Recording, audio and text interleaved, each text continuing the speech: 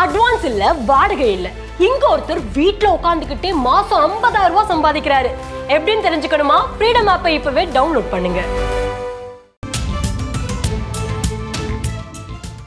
சென்னை குன்றத்தூரில் எலி மருந்து நெடியால் இறந்த குழந்தைகளுக்கு பிரேத பரிசோதனை செய்வதில் சிக்கல் நீடிக்கிறது. இது பற்றிய கள விவரங்களை எமது செய்தியாளர் மீரான் களத்தில் இருந்து வழங்குகிறார். அதனை பார்க்கலாம். மீரான், வணக்கம். இப்ப குரோம்பேட்டை மருத்துவமனையில் உடற்கூறு ஆய்விற்காக வைக்கப்பட்டிருக்கிறது குழந்தைகளின் உடல்கள். ஆனால் உடற்கூறு ஆய்வு செய்வதில் தொடர்ந்து சிக்கல் நீடிப்பதாக தகவல் அறிகிறோம். இந்த சிக்கல் எழுவதற்கான காரணம் என்ன? இப்ப பெற்றோர்களுக்கு பண்ண முடியல அப்படின்னு சொன்னா யாரு கையொப்பம் இடணும்? அப்ப இந்த உடற்கூறு ஆய்வு நடைபெறும். இது தொடர்பாக மருத்துவமனை வட்டாரம் என்ன சொல்லுது? இந்த குன்றத்தூர் எலி மருந்து நெடி சம்பவத்தில் 2 குழந்தைகள் உயிரிழந்த சம்பவமானது ஒரு பெரும் சோகத்தை ஏற்படுத்தியிருக்கிறது.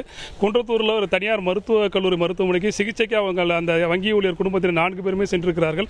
அங்கு அவருடைய 2 குழந்தைகள் சிகிச்சை பலனின்றி இறந்துவிட்டது. வங்கி ஊழியரும் அவருடைய மனைவியும் போரூரில் உள்ள தனியார் மருத்துவக் கல்லூரி மருத்துவமனையில் தற்போது சிகிச்சையில் இருக்கிறார்கள். நேற்று மாலை அந்த இறந்து போன குழந்தைகள் விஷாலினி, அதே போல அவருடைய சாய் சுதர்சன் இருவரின் உடல்களானது அந்த குன்றத்தூரில் இருக்கின்ற தனியார் மருத்துவக் கல்லூரி மருத்துவமனையிலிருந்து குரோம்பேட்டை அரசு மருத்துவமனைக்கு உடற்கூறு ஆய்வுக்காக கொண்டு வரப்பட்டது. குரோம்பேட்டை அரசு மருத்துவமனையில் உடற்கூறுக்காக அந்த 2 குழந்தைகளின் உடல்களானது வைக்கப்பட்டிருக்கிறது. நேற்று மாலையே அந்த வங்கி அதிகாரியுடைய உறவினர்களுக்கு தகவல் தெரிவிக்கப்பட்டு கும்பகோணத்திலிருந்து அவர் உறவினர்கள் ஏராளமானவர்கள் நேற்று இந்த குரோம்பேட்டை அரசு மருத்துவமனைக்கு வந்தார்கள். தற்போது அவர்கள் SRMC மருத்துவமனையில் அவருடைய அந்த வங்கி ஊழியர்கள் சிகிச்சை பெறும் மருத்துவமனையில் இருக்கிறார்கள். இந்த உடற்கூறு ஆய்வு பொறுத்தவரைக்கும் இன்று உடற்கூறு ஆய்வு நடைபெறாது என்ற ஒரு தகவலை தான் போலீசார் தெரிவித்திருக்கிறார்கள்.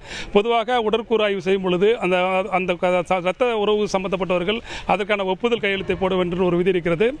போலீசார் அதற்கான வேண்டுகோளை தங்க குரோம்பேட்டை அரசு மருத்துவமனைக்கு இங்கே பிரேதங்கள் ஒப்படைக்கப்படும் பொழுது அந்த பிரேத பரிசோதனை செய்து அந்த உடல்களை ஒப்படைக்க வேண்டும் கடிதத்தை இங்கே இருக்கின்ற மருத்துவ அலுவலருக்கு வழங்க வேண்டும். ஆனால் இதுவரை குன்றத்தூர் போலீஸ் நிலையத்திலிருந்து குரோம்பேட்டை அரசு மருத்துவமனைக்கு அதுபோன்று கடிதம் வரவில்லை. தொடர்பாக காவல்துறையினர் கேட்டபொழுது அந்த பெற்றோர்கள் இன்னும் சுயநினைவுக்கு வரவில்லை. அவர்களுக்கு தகவல் தெரிவித்த பிறகுதான் இந்த உடற்கூறு ஆய்வு நடைபெற வாய்ப்பு இருப்பதாக தகவல்கள் தெரிவிக்கிறார்கள். இந்த விவகாரத்தை பொறுத்த வரைக்கும் எலி மருந்து நெடி அந்த நெடியால் தான் அவர்கள் இறந்தார்கள் என்பது ஒரு சிக்கலான ஒரு மரணமாக கருதப்படுகிறது. இதன் காரணமாக இந்த பிரேத பரிசோதனை செய்யும் பொழுது என்னென்ன ஏற்பாடுகள் செய்ய வேண்டும் என்பது தொடர்பாக போலீசார் தற்போது ஆலோசனை நடத்தி வருகிறார்கள். பொதுவாக உடற்கூறு ஆய்வு செய்யும் பொழுது அந்த உடற்கூறு ஆய்வின் போது உடல் உறுப்புகளை பார்க்கும் பொழுதே அதில் நிறமாற்றம் மூலமாக அந்த இறப்பிற்கான காரணம் கண்டறியப்படும். ஆனால் இதுபோன்று எலி மருந்து நெடியால் தான் அந்த குழந்தைகள் இறந்தார்களா என்பதற்கு தடய அறிவியல் நிபுணர் அவருடைய சான்றிதழ் தேவைப்படுகிறது.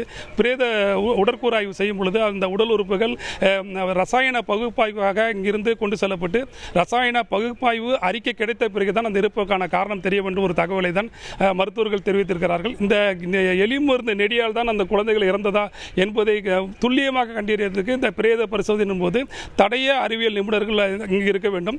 குரோம்பேட்டை அரசு மருத்துவமனையை பொறுத்த வரைக்கும் தடய அறிவியல் நிபுணர்கள் இங்கு இல்லை. தடய அறிவியல் நிபுணருடன் தான் இந்த பிரேத பரிசோதனை நடத்த வேண்டும் என்று போலீசார் நிச்சயமாக கோரிக்கை வைப்பார்கள் என்ற ஒரு தகவலை தான் அங்கிருக்கின்ற மருத்துவர்கள் தெரிவிக்கிறார்கள். அப்படி போலீசார் அதற்கான கடிதம் அளிக்கும் பொழுது செங்கல்பட்டு அரசு மருத்துவக் கல்லூரி மருத்துவமனை அப்படி இல்லை என்றால் ராஜீவ்காந்தி அரசு மருத்துவமனையில் தடய அறிவியல் நிபுணர் உதவியுடன் இந்த பிரேத பரிசோதனை நடப்பதற்கான வாய்ப்புகள் இருக்கிறது. தற்போது அந்த பெற்றோர்கள் தீவிர சிகிச்சை பிரிவில் சிகிச்சை பெற்று வருகிறார்கள். உறவினர்கள் அனைவரும் அந்த ராமச்சந்திரா மருத்துவமனையில் தான் காத்திருக்கிறார்கள். அவர்களுக்கு இந்த குழந்தைகள் இறந்த விவரம் இதுவரை தெரிவிக்கப்படவில்லை. அந்த பெற்றோர்கள் அவருடைய நிலைமை என்ன என்பதை குறித்து அவர் உறவினர்கள் யாராவது இதற்கு பொறுப்பேற்று அந்த குழந்தைகளின் உடல்களை பிரேத பரிசோதனை செய்து கொடுங்கள் என்று போலீசாருக்கு வேண்டுகோள் விடுத்தால் அதன் பிறகு அடுத்த கட்ட நடவடிக்கை எடுப்பார்கள் என்று சொல்கிறார்கள். தொடர்ந்து இது தொடர்பாக போலீசார் அந்த குடும்பத்தினரிடம் பேச்சுவார்த்தை நடத்தி வருகிறார்கள். தற்போது நிலவரப்படி அந்த 2 குழந்தைகளின் உடல்களும் குரோம்பேட்டை அரசு மருத்துவமனை சவக்கிடங்கள் வைக்கப்பட்டுள்ளது. பிரேத பரிசோதனை இன்று நடைபெறுவதற்கு வாய்ப்புகள் இல்லை என்ற ஒரு தகவலை தான் இங்கிருக்கின்ற மருத்துவர்கள் தெரிவிக்கிறார்கள். கள நிலவரத்தை விரிவாக விவரித்தமைக்கு நன்றி மீரா.